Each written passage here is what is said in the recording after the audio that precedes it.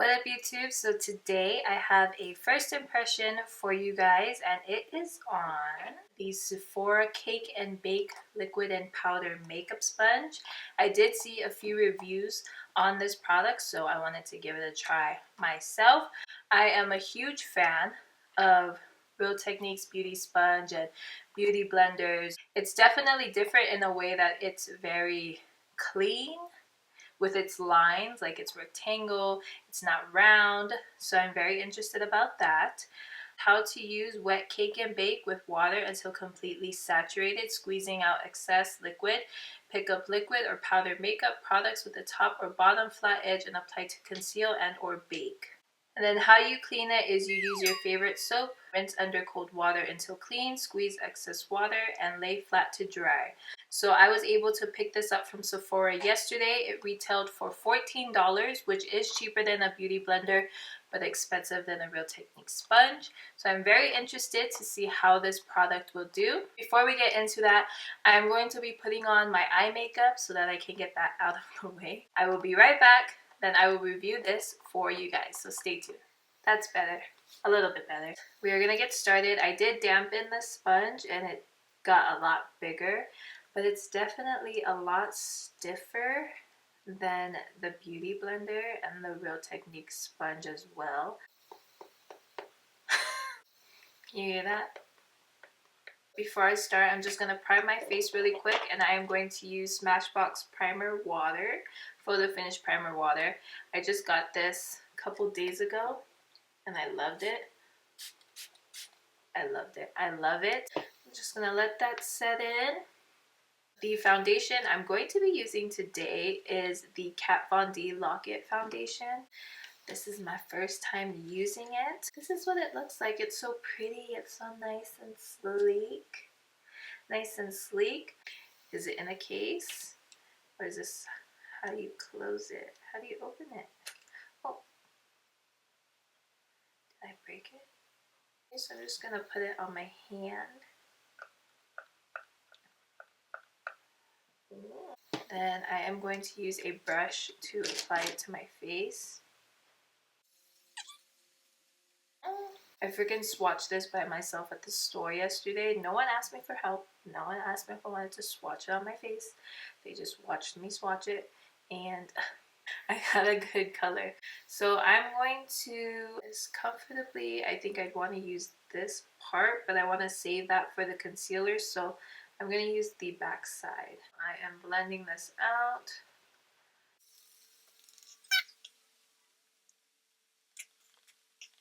So first off, I would have to say that I don't think it consumes a lot of product. So a little will go a long way. My friends told me that a little goes a long way with this foundation as well, and I freaking did like 2 pumps.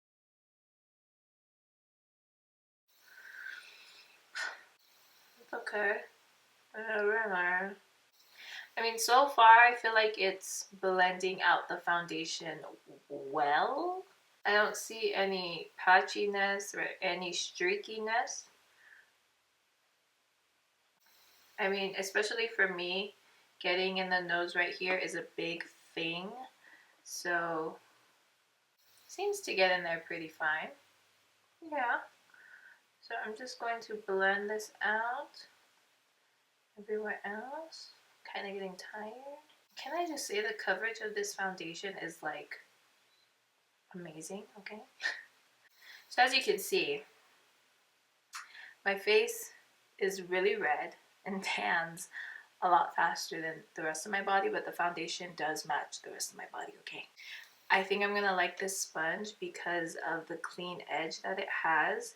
If you follow me or if you know me, I don't normally like to do brows before foundation because I feel like foundation messes up my brows, but with the clean edge of this sponge here,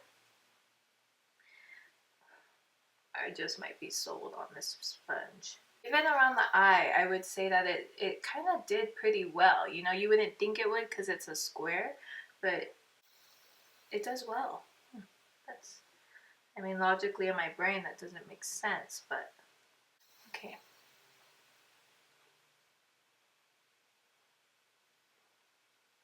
Is it taking away product?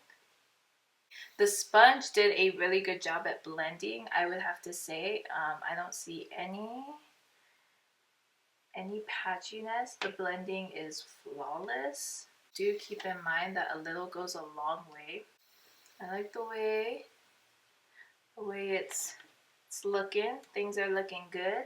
So I'm going to apply the rest of the foundation to the other side of my face. This foundation smells like a MAC foundation.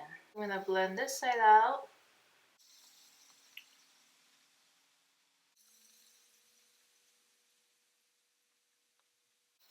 Okay. Amazing. It just looks flawlessly applied.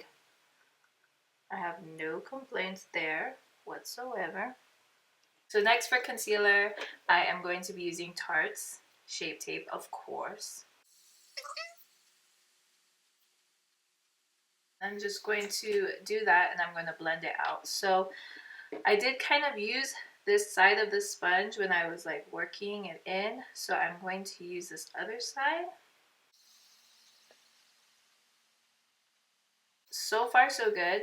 I would have to say this sponge is going to be perfect for giving you like that clean, crisp line like when you do your eyeshadow, like eyeshadow cleanup. So just going to blend it using the other side of the sponge. I think this would be perfect if you nose contour, because you can get this. Bam. Like what? Okay, Sephora. So I'm gonna blend this other side. And I like how it blends from all edges, because even though I'm not purposely trying to blend my nose, this is touching it, but it's blending it at the same time. I love it. But I thought it would be kind of difficult to get into the inner corner, but it's actually not that bad, you know? Because the Beauty Blender has that nice pointed tip to get in there. And I mean, you got a freaking corner right here that's like slaying. Slay. Just blending it out on the chin.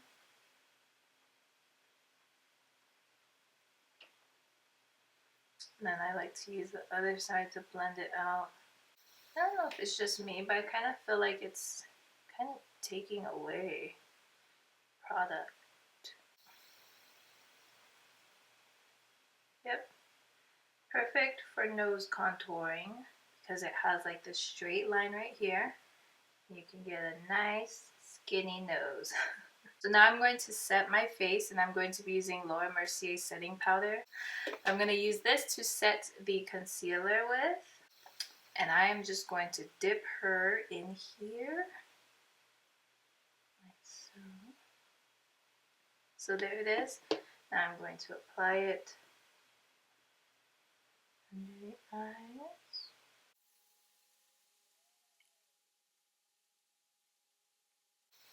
See that bakage along the side of the nose that's happening? I am living for that. Oh, I love how clean that is looking. It's also going to be perfect for over here. Just a swipe. That's all you need.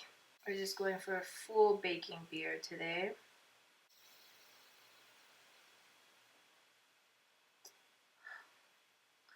Come on. This sponge has officially become like my baking contour sponge for my nose. That's it. I'm going to let this cook for a little bit, and then I will finish the rest of my face, and then I will let you guys know what I think in a little bit.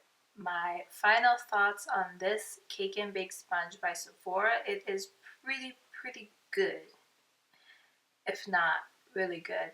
I felt like in some areas of my face it took away foundation, which I don't know if it was the sponge or the foundation and concealer not mixing well, but it only happened when I was applying concealer on top of the foundation, so that might be an iffy thing. But It also took some brow product away, so I would have to be more precise with the application, but overall the sponge did a really good job. I really like it. Even for powder, I feel like for contouring the nose, it's like perfect and it's ideal. I definitely really like the sponge. I think it's worth it. It's like 14 bucks at Sephora, and you would find it in the Sephora makeup tools section. It kind of takes you back to the old school days, like the white disposable sponges that you can get at any drugstore and you just throw them away after, but the feel of it is definitely thicker than a beauty sponge, and it doesn't soak up a lot of products, so a little goes a long way, which is really good. That is something that I liked about the Scylla sponge. So I will definitely be using it in my makeup routine every now and then, probably for the nose contour, to be honest. Using something new like this, even with the Scylla sponge, kind of makes me nervous because even with a beauty blender, sometimes I prefer a brush. It's not really like it's better or anything, it's just a preference, but I may have to slowly work into incorporating it into a routine where I use it constantly, but for now it will definitely be in this nose contour routine. I think that is all I have to say for the review. I really hope you guys liked it. If you're not subscribed already, please subscribe. It would mean a lot to me. If you want to see me elsewhere, I am on Instagram, Snapchat, and Twitter at bkekauoha. And thanks so much for tuning in, and I will see you guys in my next one.